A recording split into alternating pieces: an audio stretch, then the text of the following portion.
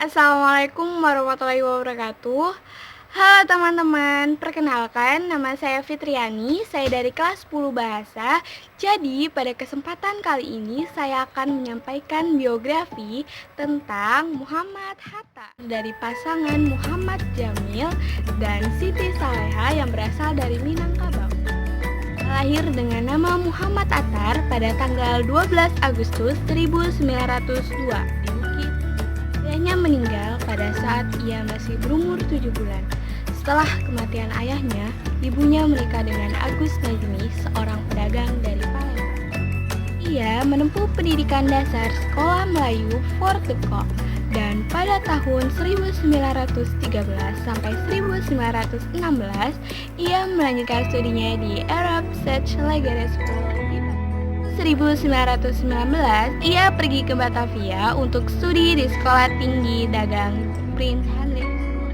1921 ia pergi ke Rotterdam di Belanda untuk belajar ilmu perdagangan dan bisnis di Netherlands Hogeschool di Belanda.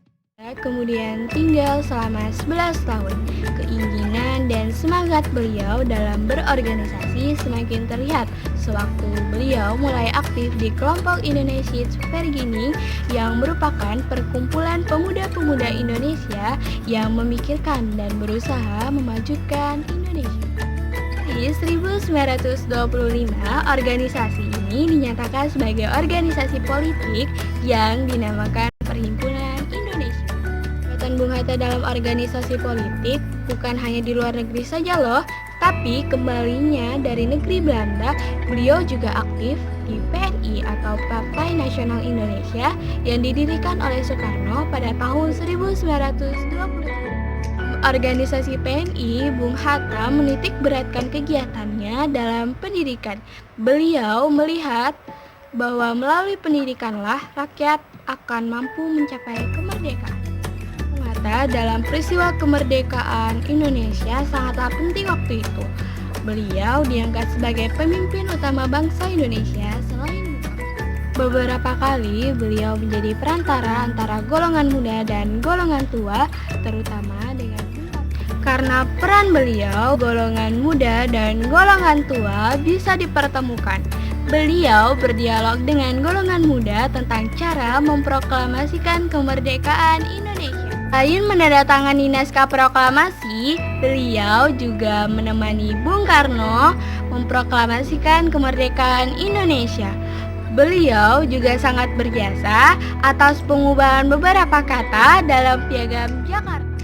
Sebagai pimpinan bangsa, beliau juga menerima apresiasi seluruh rakyat Indonesia. Beliau memikirkan keutuhan seluruh bangsa Indonesia untuk memperjuangkan nasib bangsa terlepas dari penjajah. Pada tanggal 27 November 1956, beliau mendapatkan gelar kehormatan akademik yaitu Dr. Honoris Causa dari Universitas Gadjah Mada di Yogyakarta. Pidato pengukuhannya yang berjudul Lampau dan Datang. Berbagai macam kontribusi beliau dari segi pemikiran, gagasan, dan tindakan yang tentunya terdapat beberapa permasalahan yang harus beliau hadapi. Pada akhirnya, Hatta wafat pada tanggal 14 Maret 1980 di Rumah Sakit Cipto Mangunkusumo di Jakarta.